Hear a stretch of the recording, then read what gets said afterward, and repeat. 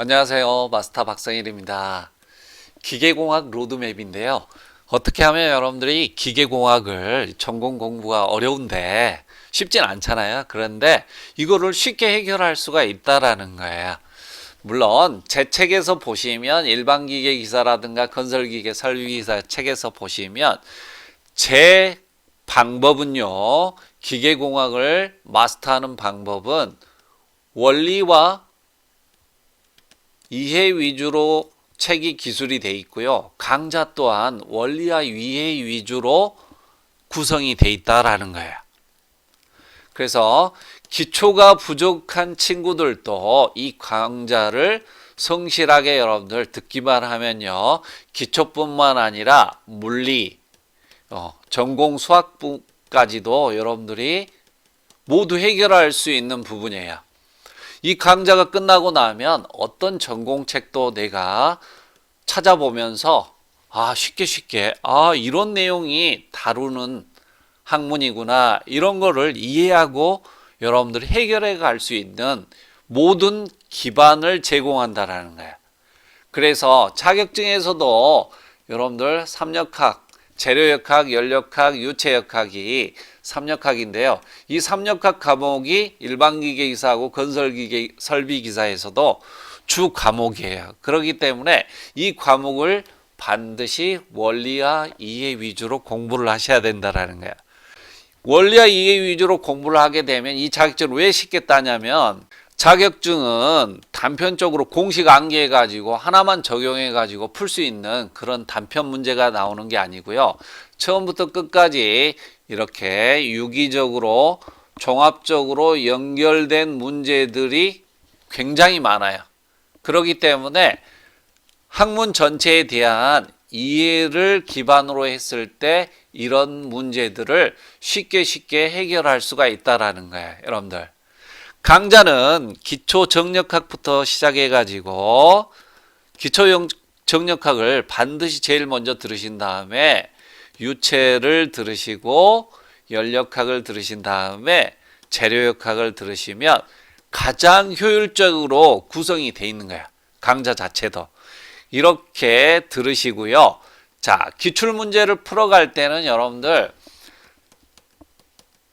기출문제만 주구장창 풀어가지고 저는 선생님 진짜 2년 만에 땄어요. 이런 사람이 있더라고요. 왜 그러냐면 기사시험 볼 때마다 기출문제를 풀어가지고 공부를 하기 때문에 이해가 안 돼 있기 때문에 항상 새로운 거예요. 이게 진짜로.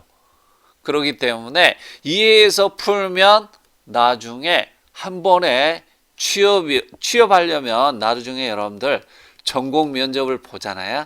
그렇기 때문에 반드시 이해 위주로 공부하셔야 돼요. 특히 시험이 여러분들 CBT 시험으로 바뀌면 시험 날짜도 많아지면서 컴퓨터로 시험을 보기 때문에 오늘 본 사람하고 내일 본 사람하고 시험 문제가 다 달라요. 그렇기 때문에 문제은행에서 출제가 되기 때문에 반드시 이해 위주로 전체를 공부하셔야만이 여러분들이 쉽게 자격증을 딸 수가 있다는 거예요. 기초 정력학 배우신 다음에 여러분들 유체역학을 다 들었잖아요. 다 강의를 듣고 난 다음에 그 다음에 기출문제를 풀어가시는 거예요. 여러분들. 왜 그러냐면 전체가 유기적으로 연결이 돼 있기 때문에 종합 문제들은 반드시 전체를 이해했을 때 요렇게 적용해서 푸는구나 라고 여러분들 이해해서 풀어갈 수가 있기 때문에 반드시 강의를 다 듣고 난 다음에 기출문제를 풀어가는 거예요. 강의를 다 들어갔는데도 여러분들 내가 이 부분이 좀 이해가 안 되고 전공을 이 부분이 좀 따라가기 힘드네 이렇게 하면 개인 톡방이나 여러분들 개인 톡방에서 저한테 전화 상담을 요청하세요. 저랑 전화를 통해서 교육에 관한 이 기계공학 교육 컨설팅을 통해 가지고 굉장히 좋은 효과를 본 학생들이 많아요. 진짜로. 그렇기 때문에 요렇게 공부를 하고 요렇게 궁금한 것들이 또 쉽게 제가 설명해 주니까 선생님 이거였네요. 쉽게 해결되네요. 감사합니다. 이런 친구들이 굉장히 많거든요. 결국 여러분들이 이 전공을 쉽게 해결한 다음에 삼역학을 해결하고 나면 자격증을 쉽게 딸 거고 자격증 하나 죽는 거예요. 실제 공부하다 보면. 그래서 가산점 받고 전공 면접에서 우수한 성적으로 여러분들이 취업의 꿈을 이룰 수가 있다라는 거죠. 이해되셨죠? 만약에 이래도 힘들다 그러면 제 집 근처로 여러분들 원룸 얻어가지고 오시면 제가 진짜 개인 과외 해드릴게요. 그래가지고 전공을 마스터해 가지고 여러분들의 취업의 꿈을 이뤄야 될 거 아니에요. 기계공학과 나온 학생을 영어 잘한다고 뽑아주겠어요? 아니죠. 여러분들한테 전공 업무를 맡기기 위해서 시키는 거기 때문에 전공 공부를 내가 2달 정도 미친 듯이 하면 실은 여러분들 1달 정도 하면 이 전공을 마스터할 수 있어요. 진짜로. 그런데 미친 듯이 요거는 해야 되는 거고요. 하루에 8시간씩 해가지고 한 달 하면 진짜 전공을 정복할 수가 있는 거고요. 내가 꼼꼼히 해서 전공을 마스터해야겠다 그러면 2달 정도 여러분들 투자해가지고 공부를 하시면 진짜 이런 것들을 다 이뤄낼 수가 있는 거예요. 여러분들. 그래가지고 힘드시면 저한테 전화 상담까지 하셔가지고 내가 전공으로 내 꿈을 성취해야 될 거 아니에요. 각 과목에 대한 브리핑은 제가 다시 한번 할 거니까요. 여러분들이 이렇게 이해하시고 꼼꼼하게 성실하게 한번 해보시면 충분히 여러분들이 원하는 목적을 달성할 수가 있을 겁니다. 힘내시고 한번 해봅시다. 첫 번째 과목인 정력학에서는 역학의 기초 정리와 정력학인데요. 실은 여기에서 여러분들 역학의 기초가 대부분이 갖춰집니다. 그래서 정말 중요합니다. 그래서 어떤 과목보다도 이 정력학이 기사시험의 주 과목이 아닌데도 요거를 꼭 들으셔야 돼요. 기본적으로. 왜 그러냐면 역학에서 가장 중요한 여러분들 SI 단위라든가 공학 단위 구별이다. 이런 것들도 실제 여러분들 기본을 정확하게 이해를 못 해놓으면요. 기사시험에서 2차에서 기계 설계 필답형을 보거든요. 근데 단톡방에 와가지고 기계 설계할 때도 SI 단위하고 공학 단위를 이해를 못 해가지고 질문하는 학생이 정말 많아요. 진짜입니다. 그래서 제 강좌를 들으시면 SI 단위하고 공학 단위를 명쾌하게 여러분들이 구별해서 요게 요런 내용이구나. 이것뿐만 아니라 벡터 해석이라든가 여러분들 힘 해석, 그 다음에 여러분들 역학의 기본이 되는 단면 도형의 성질을 마스터할 수가 있어요. 여기서도 가보면 여러분들 도심 문제 하나 푸는데 제가 잠시 후에 화면 띄워가지고 한번 설명해 드릴 거예요.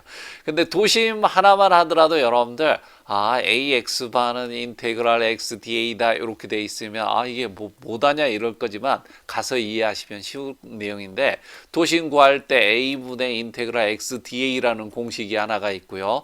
이 공식과 the sum of AI는 AI분의 the sum of AI XI다.